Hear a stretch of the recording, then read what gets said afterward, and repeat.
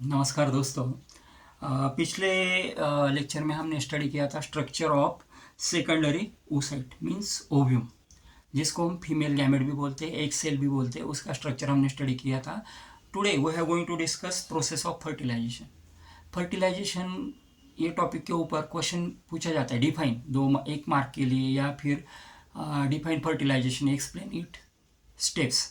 Simple step से 4 step में होता है। पहले हम फर्टिलाइजेशन की डेफिनेशन क्या है वो स्टडी करते हैं। Because sexual reproduction primarily involves formation and fusion of gametes.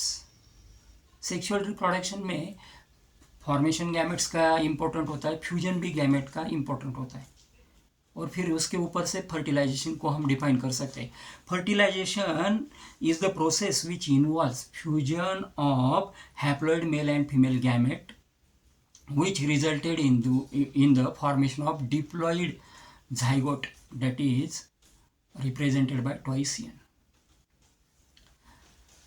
Haploid male gamete and haploid female gamete का फ्यूजन होता है, जिससे डिप्लॉइड जाइगोट का फॉर्मेशन होता है। इस प्रोसेस को हम फर्टिलाइजेशन बोलते हैं। ये प्रोसेस होती है fertilisation. It is internal process. Now it involves 4 steps. Movement of the sperm towards the egg after the insemination और copulation in the female reproductive tract. The sperm move towards the egg cell because it is having motile in nature.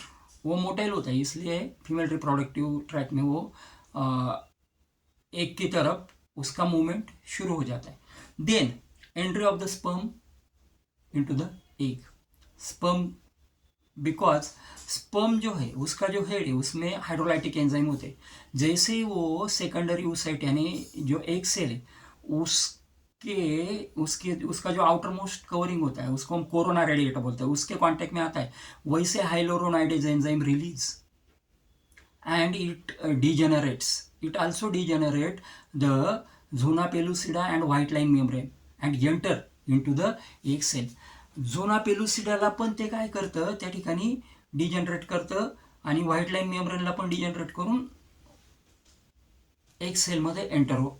White line membrane को भी degenerate करता है, zona pellucida को भी degenerate करता है, और कोरोना रेडिएटा को भी डिजनरेट करता है, और फिर स्पर्म जो है उसकी एंट्री अंदर तक हो जाती है.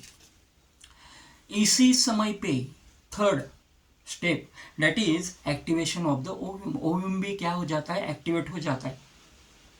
और ओव्यूम एक्टिवेट होने के बाद फ्यूजन ऑफ एग सेल, क्योंकि स्पर्म में भी हैप्लॉइड न्यूक्लियस होता है और ओव्यूम में भी हैप्लॉइड न्यूक्लियस होता है, तो एग सेल के अंदर ही ये जो 2 हैप्लॉइड न्यूक्लियस है दे फ्यूज टुगेदर, उनमें फ्यूजन होता है.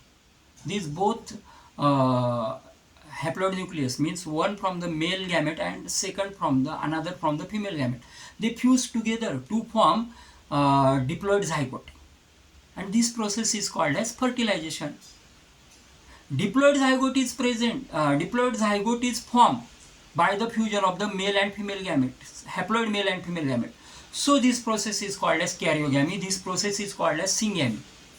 इसलिए उस प्रोसेस को हम सिंगेमी बोलते हैं या उस प्रोसेस को हम कैरियोगैमी बोलते हैं. सिंपल क्वेश्चन है, सिंपल उसका एक्सप्लेनेशन है. आपको अगर डायग्रामेटिक, इसमें डायग्राम तो है ही नहीं, लेकिन आपको 2-3 बार भी ये वीडियो आप सुनेंगे तो आपको इजीली वो याद रह जाएगा. Thanks to all of you. Significance of the fertilisation वो हम नेक्स्ट लेक्चर में देखेंगे, स्टडी करेंगे. थैंक्स.